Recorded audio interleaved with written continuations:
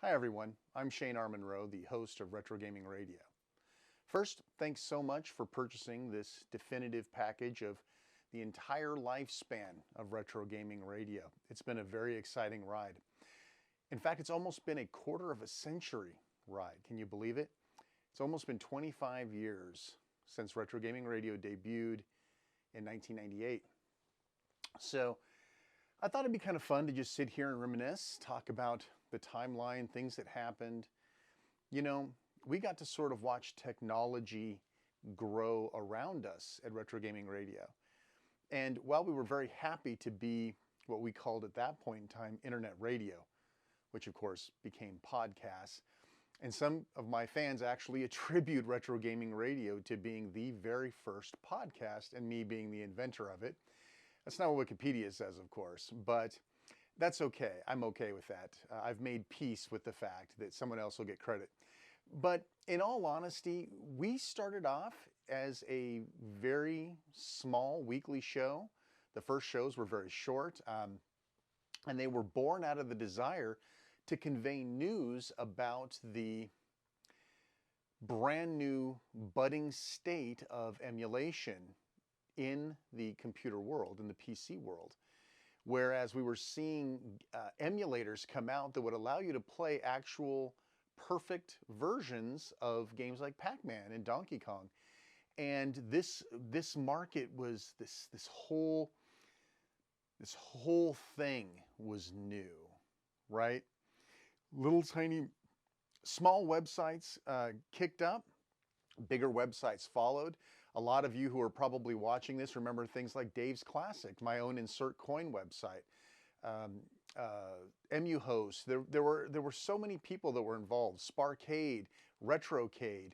All of these names should bring a very big smile to your face because these were the infancy of what emulation and what we would eventually call retro gaming or classic gaming sort of began. So let's talk about that for just a minute because I think that's an interesting point is, what's the difference between classic gaming and retro gaming? As retro gaming is part of the name of the show, it'd probably be interesting to talk about that. Classic typically means something older than 20 years. Classic cars, classic television, classic movies, anything over 20 or 25 years, depending on who you're talking to, they'll tell you that that's classic. And so, honestly, by the time the show began, if we were looking back at the 70s and 80s, those were sort of, in 1998, would fall into the term of classic gaming, or classic gaming radio it could have been, I suppose. But for me, retro is an era. It's a time frame. So we talk about retro gaming, to me, in the show's definition, retro gaming has always been about a time frame, somewhere between about 1975 and 1990 maybe, or earlier, probably more like 1985-ish. There's an era of gaming that I wanted to capture with RetroGaming Radio. There was a time frame where developers, contributors to this scene, right? Because you really wouldn't call Don Bluth a classic game developer or a retro game developer. But in reality, he helped start the Laserdisc revolution, for as short as it lasted, with Dragon's Lair. And he frequently comments that that's the most famous 22 minutes of footage he's ever done, despite having done movies like Secret of Nim and Anastasia, Prehistoric Tale, all of these different movies. But there was a period of time where I was in my formidable years, and those are the times when your heroes form. Who do you idolize? Who do you look up to? Who do you want to emulate? Who drives the future of who you want to be and what you want to do? And for me, at that point in time, I was seeing names of developers like Paul Norman and David Crane and Don Bluth, of course, big fan of his just animation-wise. But these are the people that inspired me. When I played a Paul Norman game, when I played a David Crane game like Ghostbusters on the Commodore 64, these names resonated with me. When I see the names like Eugene Jarvis, the guy who invented all of these awesome Williams classics from the beginning, like Robotron, right? To me, Robotron's still possibly one of the most perfect games ever made. And it's also like one of the greatest greed games ever made. And you could go on and on about what Eugene Jarvis has contributed, but these were all names of people that you knew. When you booted up a game and you saw Paul Norman and the Forbidden Forest intro comes up, you know, it just blew you away. And it's like, God, I want to do that. I want to be able to do that. I want to meet my heroes. I want to go out and meet these guys. Gary Kitchen, all of these names that resonate from the past. And I wanted to meet them. Like Don Bluth was the big get, right? I always wanted to meet Paul Norman. I always wanted to meet Don Bluth. And I always had an interest in those who made hardware in the old days as well, you know, Commodore 64, Amiga, that sort of thing. But for the most part, though, I had my sights set. I was laser focused on particular people. And, you know, Don Bluth and Paul Norman, these guys were the brass ring. And of course, David Crane being a legend. So at the beginning, Retro Gaming Radio started to cover emulation, news, and information because it was exciting. It was new. Nowadays, emulation, there's nothing special about it, just like there's nothing special about anything else anymore. Everything has been, you know, homogenized, compartmentalized, and turned into some sort of an in-app purchase somewhere. But back then, we would sit in IRC. This was the precursor to Discord. Discord stole fizzy lifting drinks from IRC. They didn't quite steal enough of them, but they have their own bonuses and pluses with Discord. But we would sit in Inter-Relay Chat, or IRC, on the last day of the month, every single month, because that was the day that MAME, the multiple arcade machine emulator, probably the most notable, although not the first, and certainly there's many others we could talk about, but MAME was a whirlwind. MAME was a phenomenon. MAME put classic gaming or retro gaming back on the map. And this grew like a juggernaut. For those of you who may not have been present at the time, every month there would be a few more games, a few new games. Some games would be fixed, and we would sit around and wait for a midnight drop. It was an event. And I'm not sure how else to convey it other than to say it was an event that kind of blew us all away every single time. You know, when will your favorite game be emulated in MAME? And a lot of the people that I knew at the time were somehow involved with it, or they were promoting it. And so I wanted to be part of that. You know, I started the Insert Coin website so that I could help people engage with MAME, get the ROMs that they needed, get the sound samples that they needed. And so, you know, public service has always been sort of my speciality, helping my fellow man, right? So that's how I got started, and that's where Retro Gaming Radio began its roots. I wanted something new. Listen, you could go to 100 websites and find out what was just released in MAME or what's going on in the emulation industry, but it wasn't exciting enough. It wasn't fresh enough. It wasn't new enough. And so I said, what about a radio show? What about I could record an audio? I've got a decent voice. I got decent presentation. I want to put together something that I can reach the people in a fresh medium. And so that is when, of course, Retro Gaming Radio started in 1998. It's interesting to think back, though, that Retro Gaming Radio was almost always on the cusp of technology, despite the fact that it was designed to point to older technology, right? So you think, oh, MP3, who cares? I mean, MP3, that's older than dirt. You know, what's so big about MP3? Well, the interesting part about MP3 in general is I was on the cutting edge of MP3 when it exploded in the United States and even worldwide. You got to remember, just a few years before, in the early 90s, so 4 or 5 years prior to, I don't have numbers in front of me, sorry, but if you go back and you look, MP3s came about in the early to mid 90s, and it was its own phenomenon. And again, IRC was the powerhouse behind that. And I was in channel #MP3, and when that exploded, it exploded big. Fraunhofer released this tool that would let you take a WAV file, right, a full quality WAV file. And for those of you who don't remember back that far, if you were to take a CD, a music CD, and rip a song off of it into a WAV file, that would be somewhere around 40 to 50 megabytes, which doesn't sound like much now, but it was at the time, especially when you're on, dial-up modems and whatnot. But so they came up with a proprietary compression algorithm known as MP3 or MPEG Layer 3. And it could take a 50 megabyte file and compress it down to 5 megabytes, so 10 times compression. And at that point in time, most people really couldn't tell the difference, right? It was literally taking a full CD and putting it into a small memory stick or an MP3 player or something at the time that could facilitate that. So MP3, while it's like, well, oh, you used MP3, who cares? That's old. It wasn't old at the time. It was pretty cutting edge. And the software, anybody could get the playback software. So playing MP3s was easy. But if you wanted to actually create your own MP3s, there was a lot of money involved in that. There was hundreds and hundreds of dollars to license that technology. Well, of course, eventually somebody created a cheaper free version or less cost version. But people weren't still there yet. There was no Napster even at that point. This was early.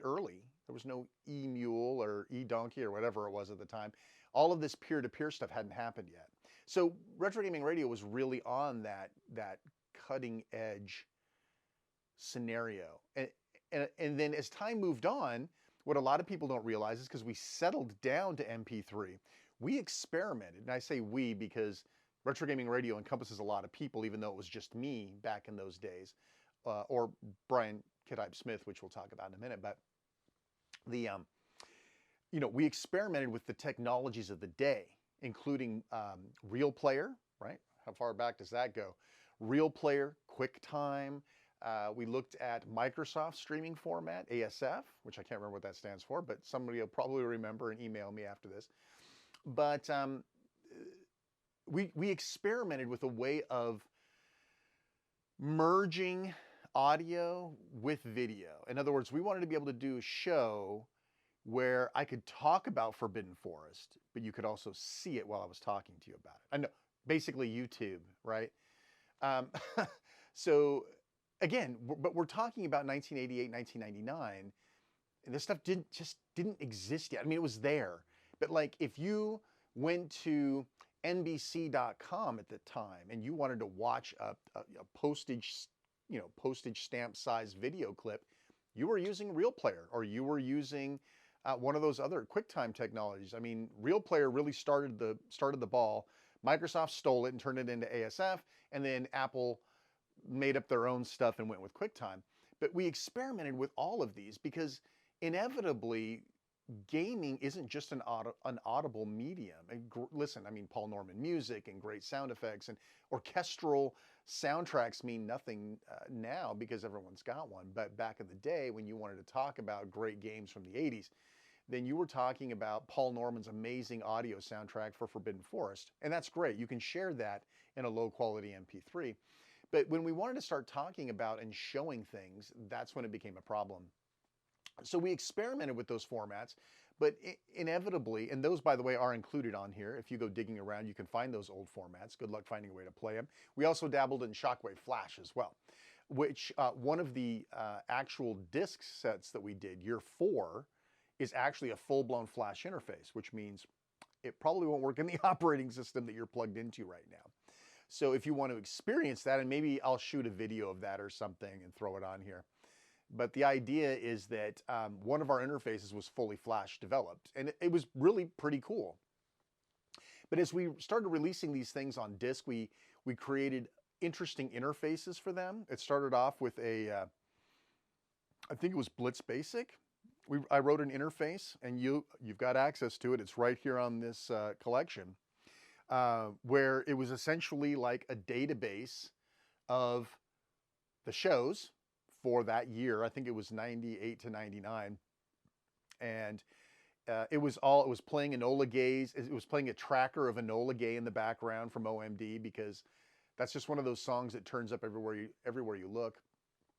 and it was neat. It had little copper bars with a scroller, so it was very retro. It was very much like a Commodore 64 or a Commodore Amiga intro, and that's exactly what I was going for, right? And I even reassigned the mouse pointer when you were in that window to look like a little Amiga pointer. It was an Amiga pointer. I ripped it right off of an Amiga. So interesting things to be sure. And then year 4, that's when Flash really took over, and everybody was doing something crazy in Flash. People were making games in Flash. Everybody was making something in Flash. And so we went that way for a good period of time. We released shows in that format, the year 4 interfaces in that format. And there are certain things that I did convert from Flash into an MP4 file, like the Bionic intro. You'll like that if you haven't seen it. But you can actually watch that without having to have Flash. But if you want to look at like the year 4 interface, probably going to have to do it on a virtual machine or an XP machine or something if you can get around to it. But we constantly experimented. And then when year 5 came around, we ran into something that came out on the Amiga ages ago called Scala or Scala. I still don't know how to pronounce it, even though I used it for a decade. I think it's Scala actually, but it's Scala. And they created in the early days, if you're probably older than 40, you've seen something on television created with I'm going to call it Scala because that's what I've always called it, but Scala Multimedia. It was a big package on the Amiga that let you do transitions. It was sort of like a video toaster, only software, but you could create these very elaborate multimedia presentations. It was a big thing, and the Amiga was like right on the cutting edge of that. And so a PC version came out, and I jumped right on it. I think it cost like $500 or something. It was ridiculously expensive. But it was, it's what I ended up making the year 5, 6, 7, and 8 CDs in. And those will still run, by the way. Those will still play inside of Windows 11 or Windows 10. So if you never got around to buying a DVD of RetroGaming Radio, you'll be able to see what those look like. And I was very proud of those. They took months to author. They were very time sensitive to do. And you know, we would announce every year we had to release one. So by the time we released year 5, we were having to work on year 7 right away. Fortunately, I had a little bit of help, but I was the only one that had a license for the software. So it was, you know, I had to do all of the authoring on my own, even though I had Kid Hype in the background, writing music for the menus and things like that. So, but yeah. So technology speaking, and then I'm going to talk a little bit more. There was another technological leap we made that we were, again, I think ahead of our time, and it didn't work out, but it was fascinating anyway. But let's move ahead a little bit. So I have to look at my notes. Sorry, I'm cheating. If you move ahead to April of 2000, so this would have been almost 2 years of the show, I got burned out. I sort of lost my luster, and I wasn't getting the big names that I wanted, right? You know, that's how I was. I had a goal in mind. I wanted to get these people and interview them. I wanted to talk to them about their lives and their careers and what got them started, what motivated them. I needed some Paul Norman information. I have to meet Don Bluth. And I kind of got burned out. And Brian Kid Hype Smith, I'll probably call him Kid Hype because that's what everybody called him. He was, Kid Hype is his DJ name, right? So he was a semi-professional DJ mixer. Yeah, that's right. The guys with the 2 turntables, and they mix songs together, the whole bit. And that's back when they didn't use computers for that, right? Nowadays, you go to a club and the DJ has probably 2 laptops set up, or he's running it all off of an iPad at this point, right? Or some tablet somewhere. But he was the real deal. He was one of the OG mixers, and a lot of his work is included on this thumb drive. So you'll find a lot of his mixes, remixes on here. And so I got to know him in IRC in 1997, and he sort of sat on the sidelines for a couple of years. Big fan of the show, of RetroGaming Radio. And when I announced in 1999 that it was like, I'm done. I mean, listen, I've told a lot of my good stories. I don't know what else to talk about. I don't know how to move the show ahead. And so I sort of took a break. And then Brian came to me, Kid Hype came to me and said, dude, you've got to go back to the show. You've got to do it. And I'm gonna help you realize what this show means. I'm gonna help you realize your dream.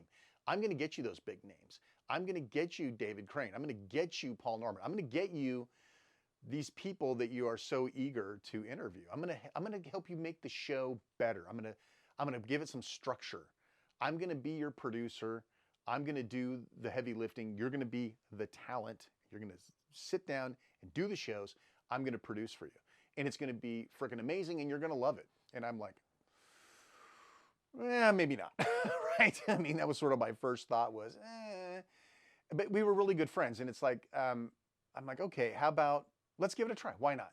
Everybody's clamoring for Retro Gaming Radio to come back. Had a really decent audience, and what a lot of people don't know about Retro Gaming Radio's audience is, first off, remember, pre-2000, right? Pre-Y2K. You got to remember this. Retro Gaming Radio had an insane user base. And I say that not by numbers, because that's what everybody goes by now. How many followers do you have? How many views does your video have? That's the numbers that they care about now. But for me, it was about who I could reach and how did I affect or touch their lives. And honestly, we had listeners, right? And the internet made this possible. But remember, this is old internet. This isn't, there's no MySpace, there's no social media, there's no Twitter, there's no YouTube, there's no Instagram, there's no Facebook, there's nothing. That didn't exist.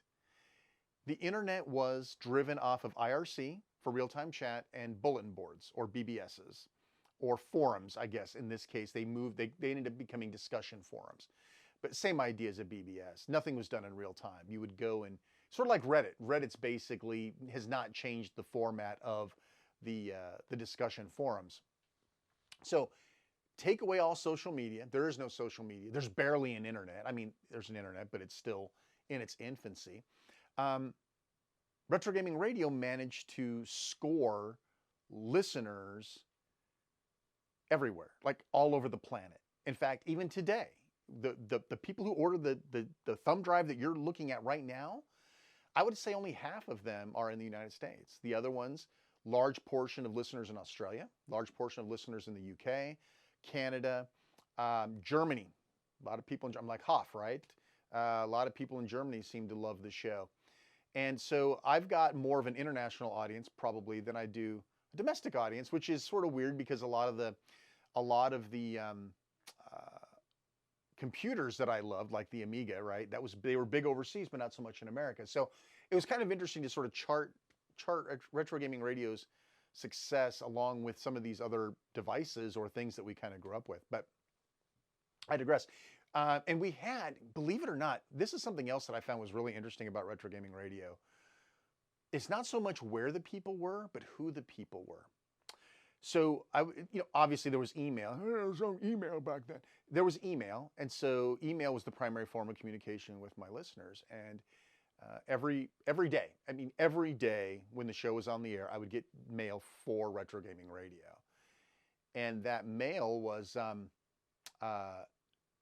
most of it was good. I mean, yeah, listen, not everybody's going to be happy with everything, but for the most part, it was very encouraging. There was a lot of people who were interested in the show and where it was going and what it was doing. A lot of praise.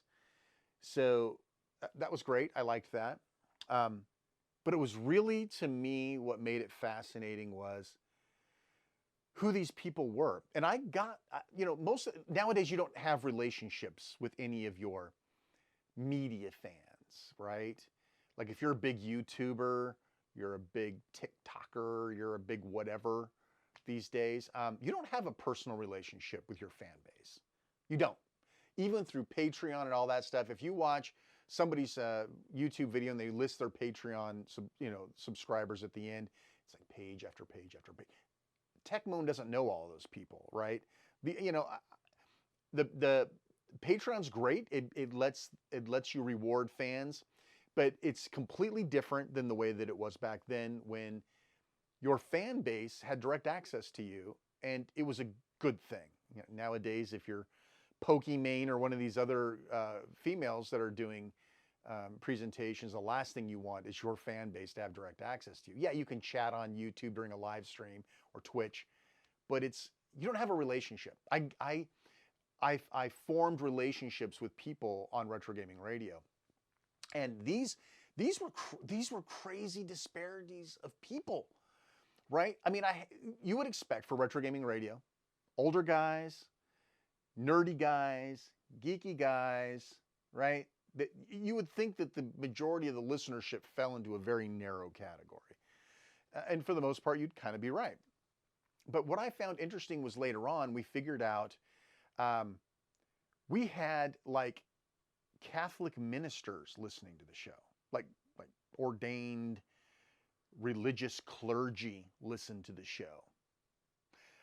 We also had very young listeners. We had very old listeners. But we also had like people you wouldn't expect to. We had one guy that was literally a crackhead. He was, and you could, we had some discussions, and it's like, dude, you gotta lay off the crack. That's gonna kill your ass. But it's really funny though, because we have like a man of the cloth listening to the show, and we have a crackhead listening to the show, and everybody in between, including some female listeners as well. Predominantly male, of course, but that's just sort of the industry. So Brian revitalized the show. He got me excited about it. He says, we're going to go to the events. We're going to go to Classic Gaming Expo. That's where we're going to get these people. We're going to be able to get them over to a table. We're going to sit them down. We're going to mic them. And you are going to give them the interviews that they never had, ever. Right? Because you got to imagine what David Crane's interviews look like. And you could read his old interviews in magazines and things like that. It's the same 10 questions, softball questions. Yes, they're interesting the first time you read them, but after that, it's like the same exact questions over and over again. We didn't run that kind of an interview with Retro Gaming Radio. We did like garage style, I think is what Brian called it. We ran garage style interviews. So we would sit down together, we'd mic, but there'd be I wouldn't be sitting here with a microphone going like this back and forth. In fact, Brian forbid that. He did not want us doing the G4 interviews. He wanted them to sit down, get comfortable, put the mic on, forget the mic is there, just have a conversation. And where did that conversation go? Listen, I always had some bullet points to work with. I always had personal questions or questions that I was very interested in, but it was never hard-canned interviews. And you could tell if you go back and listen to David Crane. Interesting story about David Crane. We had a very long interview with him. I think we released it on 2 different shows because it was so big, 2 parts. And so we were at Classic Gaming Expo, I don't remember which year, and he had a keynote speech that he was supposed to go do. So we had an hour with him, I believe it was an hour. And close to the end of the hour, Brian's kind of giving me the, you got get him out of here. You got to get him out of here. And if you listen to the uncut interview, I believe, I don't remember if we caught that on audio or not, but essentially it was, hey, listen, I understand you got to go. You got a keynote in 10 minutes. Thanks so much for being with us. Tried to wrap the thing up. And he's like, nah, I'll stay here. It's like, dude, you got obligations. You're supposed to be at a keynote. He's like, no, this is great. I love this. We're going to keep going. We're going to keep going. And it's like, I ain't your papa. I'll take as much time with you as you'll give me. And we did, and we had amazing discussions. But that was the way that it ran, and Brian knew the nuts and bolts of how to make the show incredible. I could come up with content. I could tell the stories, right? Shane's Storytime Theater. Everybody loves Shane's Storytime Theater. But, when it comes to the production of it, I wasn't a huge fan. It was a lot of work. This was Passenger Seat Radio is great. If you're not listening to Passenger Seat Radio, that is my podcast that I've been running for the last 16 years. A lot of shows to catch up on. I think we're closing in on 1,000 somewhere here. So you have a lot to listen to. Of course, it's not all classic gaming or retro gaming related, but Passenger Seat Radio is easy. I flip on a mic, I broadcast live, whatever comes out of my mouth comes out, and we're done. There was no production, there was no arrangement, there was no conducting interviews. It was a lot of work doing Retro Gaming Radio. Even having Brian at the helm, there was still a lot to do. And so it will burn you out over time. Plus we were doing the yearly DVDs and everything else on top of it. And by the way, we also had real jobs and families and children. So yeah, Brian didn't have any kids, but you get the idea. So we were doing all of this. It was crazy, but he brought it back, and we had like 4 stellar years. I mean, it was just absolutely incredible. If you look at the years in between when the show came back for the first time, it's magic. Those are the magic years, and you can't stack up the stuff before it or after it, to be honest with you. Of course, in 2005, Brian died, and it was there's a Goodbye Brian section inside of here, so I'm not going to get too much into it here, but I will tell you, and I don't think I ever shared this on the air or in any of the shows, because frankly it kind of hurt. But I was at work one morning, and I got a call, and yeah, we had cell phones and we had caller ID back then, and so I think I had the original Droid, I think, at that point, now that I think about it. But so I get a call, and nobody calls me during the workday, right? Unless it's my wife. And if it's my wife, something bad has happened, right? I mean, my wife would not call me at work unless there was something, something pretty big. And so I pick up my phone, and it says, Brian Smith. I think it's actually Brian Kidhive Smith in my phone. But listen, Brian hated to be on the phone. He was not a phone guy. Not text, but IM, that sort of thing, loved it. Emails, loved it. He was not a phone guy. And so when he called, my first instinct wasn't that something was wrong, but maybe we had some sort of an urgent interview, right? We have an opportunity to get person A or B, and I needed to move on it quickly. That's what I was thinking. And so I picked up the phone, and I see Brian Smith on the caller ID, and Brian never called on the phone. He never called. And so still haunts me to this day. I figured it was just some sort of an interview thing. I didn't know, but it was unusual for him to make a call. So I pick up the phone, and I say, "Oh my God, to what do I owe the honor? Who died?" And it's his wife, or at that point, I guess technically his widow. And I remember vaguely, I vaguely remember her saying, Brian died last night, or something to that effect. I'm barely cognizant of what was said, but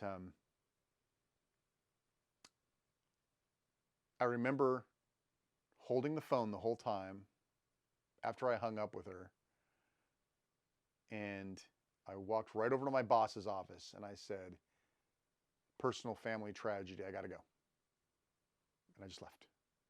And I don't remember the days following that. I do remember creating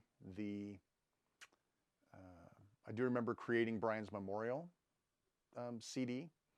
So she had asked me to create some sort of like a eulogy type thing. She gave me a bunch of pictures. I scanned them all, because she had like prints, right?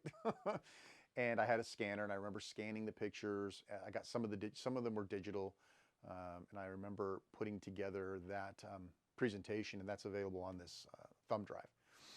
But yeah, and I thought to myself, it was kind of over, right? I mean, that was it. That half of Retro Gaming Radio was dead and gone, and the show was, in my opinion, over. I mean, that was it. We're done. This is where it's going to end. And I don't remember how many shows I didn't do before I figured, listen, Brian wouldn't want the show to stop. He'd given me the tools. He'd given me the format. He'd given me everything I needed to succeed on that show. And I don't think he would have wanted me to stop. So the show went on, as they say. And I was joined by one of my best friends growing up, Troy Tulu. he joined as my producer. And a couple of the videos that you'll see on here, you'll actually see him running the laptop and the mixing boards for the interviews. And you'll see plenty of pictures of him, of course. We have plenty of pictures from all the classic gaming expos. But yeah, and Fernando Garcia, who was also a huge fan of the show, jumped in to sort of help. He was our intern, which means he didn't get paid, right? Nobody was getting paid. But Fernando jumped in and he assumed a lot of the duties and took a lot of the load off and helped out a lot. And he made a big difference in the show. In fact, if you have the year 7, I'm looking at it right here, the year 7 disc features Fernando and Troy's name on the jacket. So that was a big help. And so that went on for a few more years. We put out another 2.5, 3 years of shows with that team. And about 2008, am I right? Looking at my notes? Yep. 2008 is when the show officially sort of ended. And it was like, look, I don't know, to be honest, I'm not sure if part of it was I wanted to run the show long enough to pay respects to Brian's contributions and what he did. And then I was tired. And that was also the point. That was what, 10 years? Right? So 98 to 2008. That was 10 years of shows. And I was out of stories. I was out of info. I had interviewed pretty much almost everybody that I had wanted to interview at that point. So it's like, okay, I think we're done. 10 years, good run, good show. And so RetroGaming Radio shut down. A few years later, listen, after the show ended, the first time and the second time, people were crazy. I mean, there were crazy, awesome, both crazy and crazy awesome fans that like, dude, when's the show coming back? Especially the second time, because we'd already rolled over and came back once, right? So it's like, yeah, you're coming back, right? I mean, you're just taking some time off. You're coming back. And it's like, I don't think so. I think this is it. I think we're done. Let's move on to greener pastures and bluer waters. And it was just a relentless, come on, more shows. I mean, I love your show so much. I can't believe it's gone. It's got me through such hard times, So, talk about pressure. So then about 2011, good friend of the show, good friend of mine, Alex J. Lopez, stepped up and said, hey, I've got an idea to bring the show back. I mean, really? I said, I'm kind of burned out of doing the show. And he's like, I've got some great ideas that will revitalize your interest in the show, bring us a bigger, different audience, more audience. And I'm like, okay, I'm listening.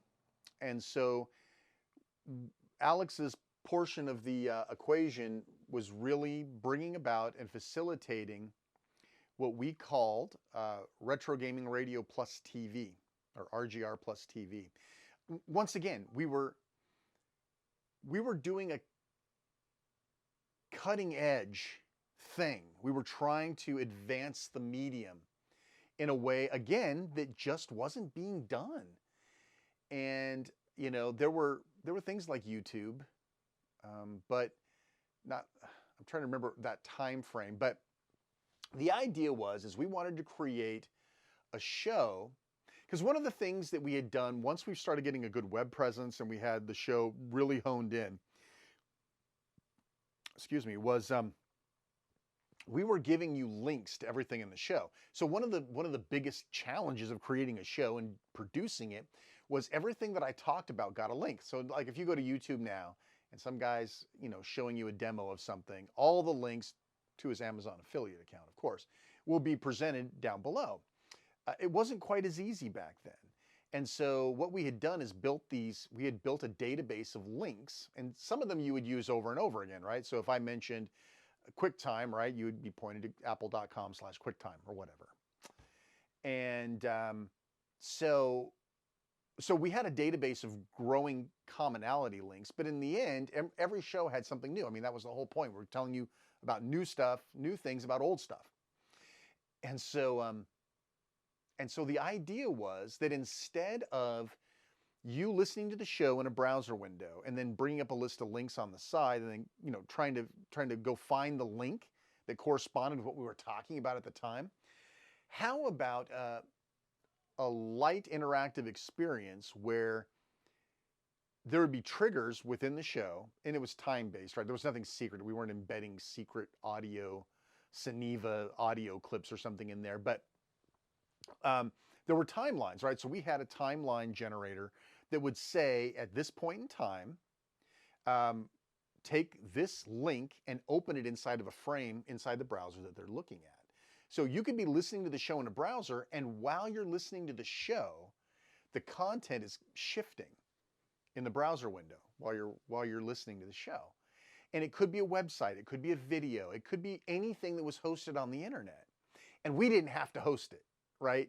So we could simply frame in other content, and we could do it in time to the show. It was really, really exciting. Unfortunately, that data is lost, and that era that it worked is sort of gone. I mean, there's no way to relive that, but it was something that was really cool. Along with that, Alex set up what we called RetroGaming Radio, RGR Radio, or I can't remember, we had a cool name for it. But essentially, on Shoutcast, remember Shoutcast? You could listen to 24-hour-a-day RetroGaming radio feeds. Just like if you have a subscription to SiriusXM and you subscribe to the Howard Stern stuff, there's a channel that just constantly plays older shows. That's what we were doing. But we were doing it before Howard was, right? I mean, this stuff sounds so trivial. It sounds like, well, yeah, no big deal. I mean, you can have a little link pop up on the side of your YouTube video but you're talking about going back a really long way. You're talking about going back 10, 20, 30 years in some, well, not 30 years, that's a little exaggeration, but 5, 10, 15 years. So, but it was really cool, and it was a lot more work, right, to set that all up. We thought it was worth it. And Alex, of course, did a lot of the heavy lifting from the producer standpoint, and it was really neat. And, you know, I think at one point we had double digits listening to the old RetroGaming Radio shows on this Shoutcast server. But again, this was all so old. I mean, this was such a time frame when none of this, like I said, no social media, none of this stuff existed, man.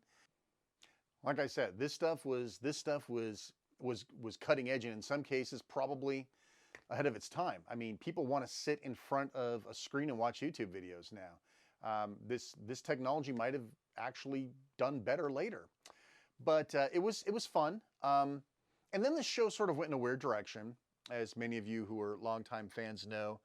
As time went on, I don't know, we tried to expand the show, and we brought in guests, not like interview guests, but like guest segments. And then they sort of became permanent segments. And things sort of went downhill from there. And it's probably, there were some personality conflict problems. There were a lot of things that just didn't quite work out. And I think it's because the show's structure changed too much, too many chiefs in the kitchen, too many chefs in the kitchen, too many chiefs, not enough Indians, whatever the expression is, take your pick. But it was, the show got lost. And nobody's fault per se, other than mine, because it was my show and I should have reined back. But that wasn't me. Brian Kid Hype Smith he's the guy that said, there will be no transcripts of the show. There will be no chapter skipping of the show. We are not going to provide a means of people to skip around content, because there were people who wanted the interviews of RetroGaming Radio, but they didn't care about my opinion on anything. All they wanted to do is hear interviews. And so, or they didn't want to listen. They wanted to read. And Brian's like, no, no, no. Another thing was the labels for the show, naming the files. And so we used standard US file naming convention, which was, month, year, or month, day, year with dashes in between them. Well, as most of you know, when you try to sort that, when you try to actually sort that, it doesn't sort well in a file manager with that denote. So it has to be year-month-day. But Brian's like, we're not changing. We're not changing it. This is the way it needs to be. Brian would have never let the show trail off the way that it did. He would have never allowed a bunch of guest segments. He wouldn't have allowed any of that. He would have done, nope, they go where I go. And they would have went, and I would have been with Brian. So, yeah. And that's kind of it. I mean, once that sort of happened, we lost that momentum. It became really hard to do. The show became too many other things to too many other people. I guess we'll leave it at that. But highlights, I think we're getting close to an hour here of video, somewhere in there. And so I wanted to make about an hour-long retrospective, and I think we're closing in on that. But my favorite times, of course, were the interviews. That's where I wanted to be. I wanted my interviews to be famous. I wanted, and I do have some famous ones. The Billy Mitchell, Steve Wiebe interview. I still get asked for that. Say, "Hey, you got that interview?" It's like, yeah, I got it. I mean, that became a whole nother thing. You can look up King of Kong if you want to know more about that. But that became a famous interview. And of course, I had interviews that I had to pull because certain people told me certain things that they weren't supposed to. They could have got them in a lot of legal trouble. And so we had to pull that. When I say everything in RGR land is on this disc or on this thumb drive, that's not completely true, because the Gary Goldman the uncut version of that, or the original interview of that, is not here. And it's never going to come to service. I mean, maybe when Gary Goldman passes away or something, maybe I can post that as a tribute to his greatness, because then he can't be sued by Disney for the stuff he tells me. And maybe, I don't know, we'll see, but that's not on here. But the interviews, of course, were my favorite thing, is to get into the lives and the heads of these amazing people that had steered my life and became my heroes. Like David Schroeder, Dino Eggs. I'm looking over here. I've got my Dino Eggs thing set up there. I mean, these guys fashioned my life. These people were amazing to me. These were my heroes. I didn't want to be Prince. I didn't want to be an astronaut. I didn't want to be a fireman. I wanted to be writing video games like these guys. I wanted to be making Ghostbusters like on the Commodore 64. But anyway, so the interviews were probably my, not number one favorite, but on par with the time that Brian and I spent together producing the show. I would frequently go to Reno, where he lived. He would come here, and we would have, several times a year, we would get together in person, and we would do crazy things together. He was, not speak ill of the dead, right? But Brian didn't take any crap, and he was going to be who he was, whether you liked it or not. And I remember us in the airport, waiting for his plane or waiting for mine, and we got talking about some topic, and Brian got all passionate about it. His voice carried, a very loud guy, for those of you who, and if you've listened to, say, the Daphne programmers interviews, Matt Ownby, I think, if you listen to the uncut one, Brian had a foul mouth. Oh, I lost my backdrop. You may come back now.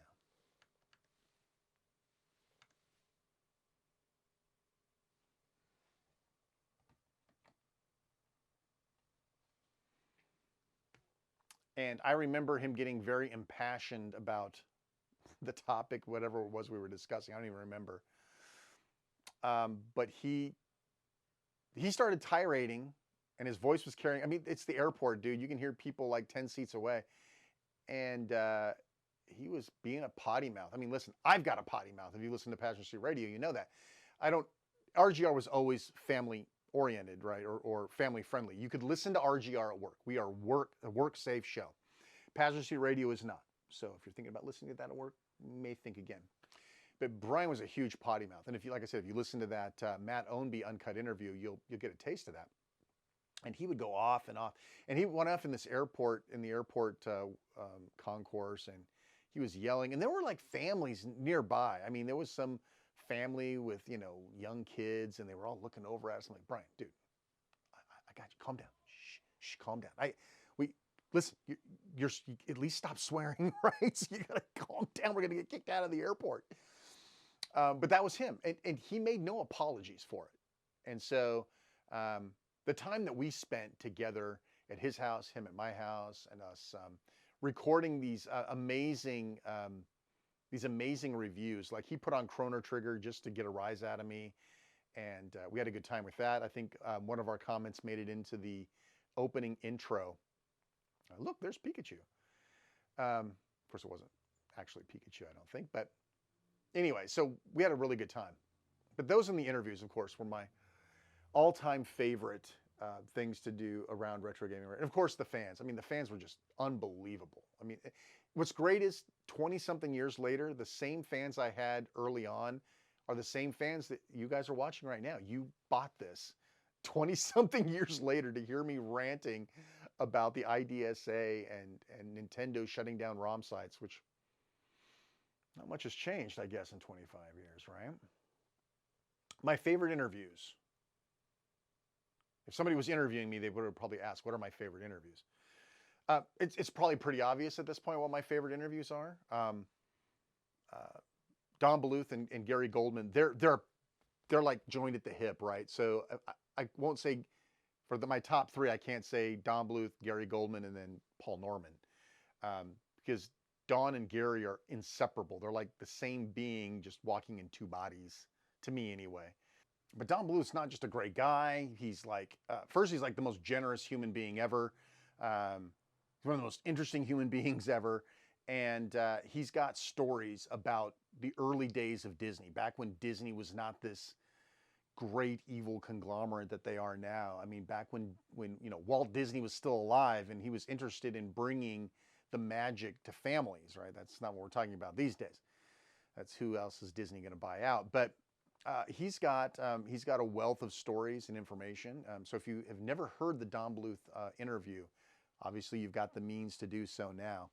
He's an amazing guy. And Gary Goldman, of course, is just a magnetic dude. I could talk to him for hours and hours and hours, and I did. Twice, in fact. But yeah, so I would say Bluth and Company, big fans there of that interview. Obviously, David Crane, he's a character, David Crane. Listen, Howard Scott Warshaw, I know, how did you forget Howard Scott Warshaw? Howard Scott Warshaw is like the greatest interview ever. It's so hard. It's hard to pick three because Howard Scott Warshaw is just a freaking phenomenal dude. He's just amazing to talk to. But I would say David Crane because, I thought he was somebody different, but it turned out not in a bad way. I thought he would have been pissed at what Activision had done to his Pitfall property. He's like, it's just business, dude. I'm like, how do you say that? Aren't you impassioned? Aren't you enraged? And he's like, I don't give a crap, right? He's a straight shooter dude. And then, of course, Paul Norman, which I wish most of you probably already know. Paul Norman's interview was very, very canned. It's what we had at the time. We didn't really have like Skype or Teams or Hangouts or Discord. We didn't have any way of doing really good audible audio type things. I mean, we could have talked on the phone, but even that would have been challenging to record and record properly. So I recorded 10 or 15 questions. I sent him the audio file, and he was technical enough to record his responses and send them back, and I chopped them together, which is unfortunate because I think Paul Norman and I could have had a lot better interview had we been able to, riff back and forth. So that's one of my bigger regrets. One of the few people I never got for an interview that I regret is Eugene Jarvis, right? That guy changed the world. I play Robotron today before this show. I mean, I was playing a Pico 8 conversion of Robotron, but it was still Robotron, and I'm still playing Robotron. Can't get rid of that game. But yeah, so it's been quite a journey. And obviously, my fans, you guys listening here, you guys made it happen. I mean, I cut the audio together. You guys kept buying the discs. You guys kept listening. You guys kept emailing, encouraging. So it's our show. right? It's our show, and I appreciate everybody sticking around. Will there be a revival of Retro Gaming Radio? No. But I have, interestingly enough, I've been in contact with a lot of classic developers who are now on Twitter, social media. And if you've been listening to Passenger Seat Radio, I had a very, very long 2-part interview on Passenger Seat Radio with Warren Davis, the creator of Qbert. He worked on Terminator 2. I mean, the guy's got a rap sheet that goes from, you know, here to the wall. And he's a very interesting guy. He just released a book, Creating Qbert, that I was sort of promoting for him when he came on. But I had an opportunity to talk to him about all this stuff because I interviewed Warren Davis a long, long time ago for Retro Gaming Radio, as he said, a lifetime ago. And we had new stuff to talk about. You know, I was older, he was older. He had already documented a lot of these stories, and I read that book like in 3 days. In fact, I was in the hospital at the time with a little scare, but and I read that book. I had to sit around and wait for an MRI, and I'm just sitting here reading through this book. You know, well, I was on the phone because he sent me a digital copy ahead of time because the book hasn't been out yet. But it was, but that's sort of starting to put a spark in my head.